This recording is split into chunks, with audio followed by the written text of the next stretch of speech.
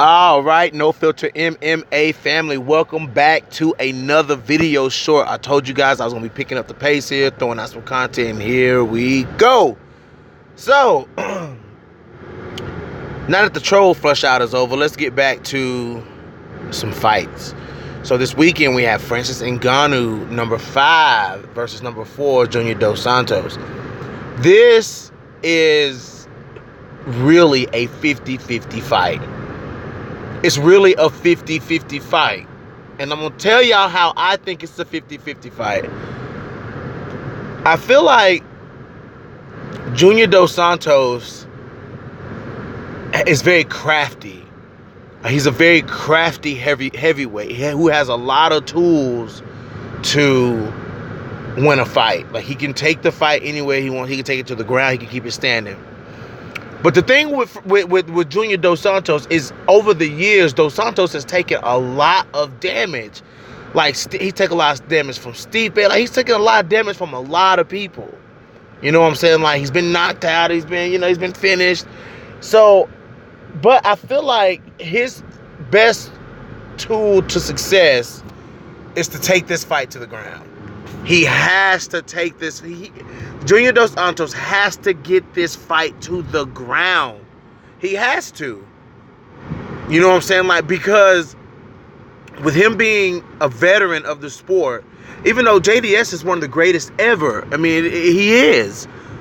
But if this fight goes to the ground, if he can't get this fight to the ground, and he gets touched by Francis Ngannou, we can be looking at Ngannou versus Overeem 2. We really could be looking at that again. I mean, I'm just being real, being honest. You know, he can't afford to mix it up with Francis Ngannou the way Stipe Miocic did. Stipe Miocic was able to get in there and mix it up and take some of those hits. You know, Junior Dos Santos, see, and when you take hits from somebody like Francis Ngannou, it puts age on your career. I mean, Curtis Blades, I like Curtis Blades a lot, but Curtis Blades, he's fought Ngannou twice. His chin is suspect now. You know what I'm saying? Like, his chin is suspect. Like, Curtis Blades, his chin is suspect. You know? I mean, it is what it is. I'm just being real, guys. You know, then you look over at, and you think about Alistair Overeem. Alistair Overeem, his chin been suspect for a long time, so you really can't say Alistair Overeem. And you can't say Derrick Lewis, but, God, think about the guys that, everybody who Ngannou's knocked out. Their chin is suspect now. If their chin wasn't already suspect. But Curtis Blades, I'm going to be keeping an eye on Curtis Blades, his future fights. You know what I'm saying? Because Curtis Blades' chin is definitely suspect now. But, JDS, he has to be really, really crafty in this fight. He's going to have to strike his way into a takedown. You know what I'm saying? He has to get this fight to the ground. Because if he... And then another thing, and it's kind of... I use this term a lot. It's a double-edged sword. Another thing about this is JDS can't expend a lot of energy trying to get Ngannou to the ground, because that can wear him out. That can wear him out.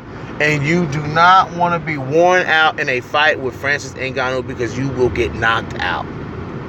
You will get knocked out. Now, I don't know what kind of improvements Ngannou has made in his ground game since the Stipe Miocic fight, but I hope it's a lot. I really hope it's a lot. But I don't think it's a lot to be able to go out there and grapple with Junior Dos Santos. So I think he's made improvements, but I don't think he's made that much improvement to go in there and be able to keep Junior Dos Santos off of him if this fight goes to the ground.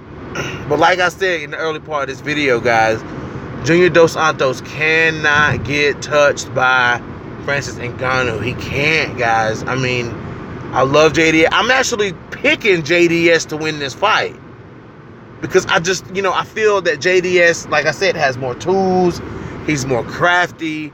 He's a veteran. He has that veteran IQ in the octagon versus Ngannou is a really good fighter, but he is not veteran status. Like, veteran status is like Cain Velasquez, you know, Stipe Miocic, Daniel Cormier, you know what I'm saying? Like Stefan Struve, you know, Mark Hunt, you know, Andre Arlovski. Those are veteran heavyweights.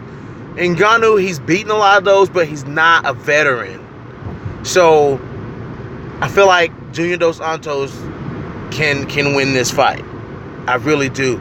But there's a huge danger factor, you know, and that's the bricks, the equalizers in the hands of Francis Ngannou. He can put anybody to sleep at any time. You know, and that's one thing that shocks me about Ngannou. Stipe Miocic took harder shots. He took harder shots from Ngannou than he did DC, and DC dropped him like a bad habit. I'm like, damn.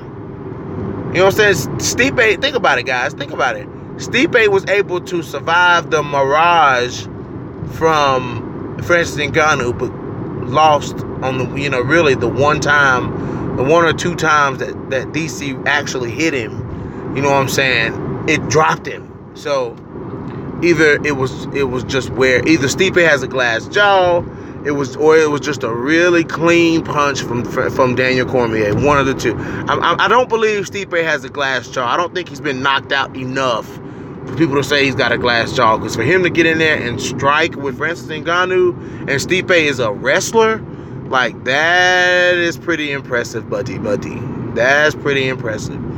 But anyways, guys, this is your boy BJ back from No Filter MMA. You guys drop your comments in the comment section. Hit that like button. Hit the motherfucking dislike button if you didn't give a fuck what I was talking about.